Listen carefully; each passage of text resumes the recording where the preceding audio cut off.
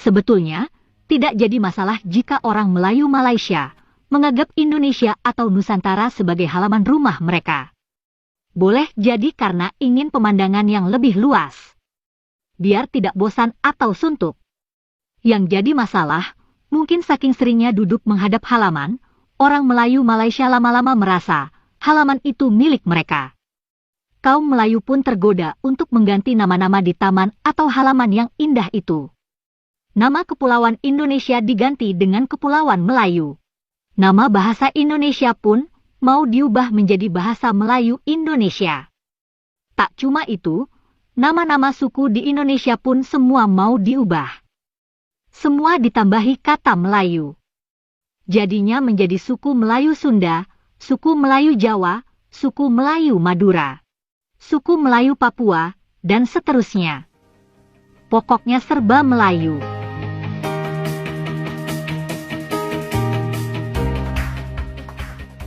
Orang Melayu Malaysia tentu menganggap cara pikir mereka wajar saja. Tapi bagi orang Indonesia, pola pikir itu aneh sekali.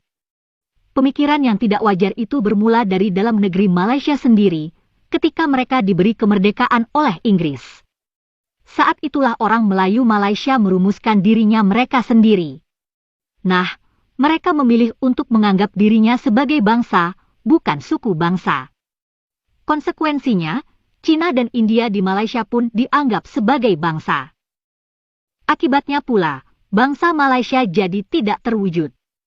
Bahkan sampai saat ini, 3 bangsa atau lebih hanya hidup bersama di negara Malaysia. Semua ini pilihan politik yang diambil kaum Melayu Malaysia.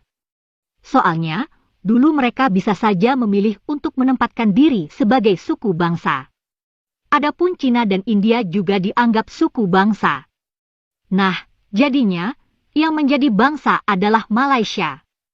Sehingga terbentuk jadi satu bangsa Malaysia. Terbentuk pula sebuah negara bangsa. Pilihan kaum Melayu sebagai bangsa itu jelas merupakan konsep politik. Jadi bukan konsep ilmiah atau antropologi. Namanya juga konsep politik, tidak ada urusannya dengan benar atau salah. Konsep politik itu dipelihara, dirawat, dan disebarkan lewat pendidikan dan propaganda. Konsep itu juga diwariskan ke generasi berikutnya.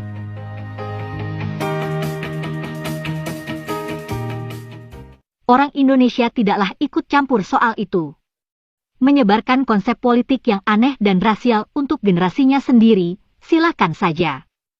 Tapi, Malaysia sungguh kebablasan bila berusaha memaksakan konsep rasial itu ke wilayah Indonesia. Konsep kaum Melayu sebagai bangsa seolah hendak diberlakukan juga bagi kaum Melayu di Indonesia. Bahkan suku-suku yang lain pun dianggap sebagai bagian bangsa Melayu. Sekali lagi, konsep politik Malaysia tidak sepantasnya diekspor ke Indonesia. Kaum Melayu Malaysia seharusnya menyadari propaganda Melayu Mahawangsa sebetulnya telah gagal. Propaganda rasial ini dilakukan beberapa tahun lalu. Kaum Melayu ingin menggambarkan suku di Nusantara. Sejarawan Melayu Malaysia malah mendapat kecaman keras dari ilmuwan dunia. Tak ada bukti sama sekali mengenai hal itu. Jadi hanya propaganda politik. Kajian peneliti Malaysia itu amat ngawur, tapi telanjur dipercaya banyak kaum Melayu Malaysia. Malaysia pun telah menyebarkan politik rasial ke Nusantara. Seminar dan diskusi sering sekali. Begitu pula upaya menjadikan bahasa Melayu sebagai bahasa ASEAN. Upaya ini serius dan dilakukan dengan persiapan. Tapi Indonesia selalu menolak konsep itu. Otomatis, konsep alam Melayu sebetulnya telah gagal pula. Dengan adanya bahasa Indonesia, tak ada lagi alam Melayu. Adanya alam Indonesia. Dan selamanya Indonesia akan menolak karena terikat Sumpah Pemuda. Ketimbang pusing soal kemelayuan, Malaysia seharusnya memikirkan hal lain. Tak ada gunanya mengagung-agungkan ras. Lihatlah penghuni Nusantara sebagai manusia, makhluk yang mulia, bukan sebagai ras. Pedulilah pada mereka sebagai manusia, dan bukan karena Melayu.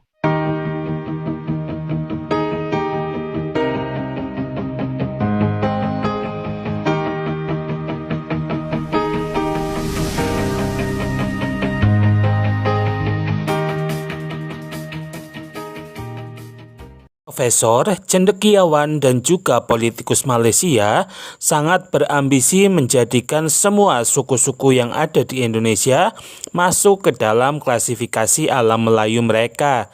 Jadi semua suku di depannya diberi embel-embel kata Melayu seperti Melayu Jawa, Melayu Bali, Melayu Sasak, dan lain sebagainya. Justru hal itu menunjukkan kepada kita semua bahwa di sana mereka terlihat sangat tidak bangga dengan apa yang ada di dalam negaranya. Buktinya mereka masih mengais-ngais apa yang ada di negara tetangganya. Jika mereka bangga dan kuat dalam posisi secara politik dan sosial di dalam negaranya, mereka akan berdiri dengan gagahnya dengan berbagai macam pondasi yang ada di dalam negerinya tersebut. Tetapi karena keadaan mereka rapuh, bahkan dengan persaingan dari kedua bangsa lain yang ada di negara tersebut, jadilah mereka berusaha mengagungkan bangsa mereka sendiri. Namun naasnya apa yang akan mereka lakukan tidak didukung dengan material yang ada di dalam negaranya. Contoh saja, secara jumlah penduduk perkauman di dalam negara tersebut, di mana dalam kelompok kaum Melayu saja, mereka jumlahnya tidak terlalu besar. Bahkan Melayu di sana bisa dibilang Melayu hibrid. Yang asli benar-benar Melayu jumlahnya sangat kecil atau tidak seberapa. Sedangkan mereka ingin menunjukkan kepada dunia atau kepada bangsa lain betapa hebatnya mereka ini. Alhasil mereka mengais-ngais apa yang ada di negara tetangganya. Baik peradaban, baik peninggalan, baik budaya, dan bahkan bahasa pun mereka tidak mampu menjadikan bahasanya yang notabene adalah bahasa kebangsaan diterima oleh semua kalangan di negara tersebut. Alhasil mereka mau memutarbalikkan bahwa bahasa Indonesia merupakan bahasa Melayu seperti apa yang ada di alam pikiran mereka. Bahkan untuk peninggalan-peninggalan bersejarah pun mereka kerap sekali membangga-banggakan seperti apa yang ada di negara Kamboja, Vietnam sana, atau apa yang berada di negara Indonesia. Berbagai macam candi, berbagai macam kerajaan mereka agung-agungkan. Tetapi anehnya di dalam negaranya sendiri, di mana mereka merasa sebagai pusat peradaban alam Melayu, tidak ada peninggalan yang sangat fenomenal dan megah. Tidak ada peninggalan yang sangat fenomenal dan megah seperti Candi Borobudur yang ada di Indonesia, atau Gunung Padang yang ada di Indonesia, atau candi seperti yang ada di Kamboja. Di sana tidak ada sama sekali. Adapun hanya candi-candi kecil seperti yang ada di Lembah Bujang. Bahkan di Thailand Selatan pun mereka memiliki candi-candi yang wujudnya masih bisa kita lihat sampai sekarang ini. Kenapa bangsa Melayu Malaysia sangat begitu berambisi memelayukan semua yang ada di Indonesia? Bahkan klaim-klaimnya yang sangat luar biasa sekali dengan konsep alam Melayu mereka kadang tidak mampu dicerna oleh nalar pikiran kita semua. Dari ujung ke ujung dunia ini kerap sekali mereka klaim dengan berbagai macam embel-embel alam Melayu sesuai konsep mereka itu. Apakah menjadi patut dan wajar cara berpikir mereka diterima oleh nalar pikiran orang-orang Indonesia yang terbiasa dengan kemajemukan dan kebinekaan, di mana kita hidup berbeda-beda dan tetap menghormati satu sama lain dengan jati dirinya sesuai suku-suku yang ada di negeri ini? Tidak perlu disama-samakan, meskipun berbeda-beda, kita mempunyai instrumen untuk menyatukan kita semua, yakni dengan bahasa, yakni dengan kebangsaan, dengan moto yang sangat terkenal sekali di negara kita. Bhinneka Tunggal Ika. Hal-hal seperti itulah yang tidak dimiliki oleh negara tetangga kita.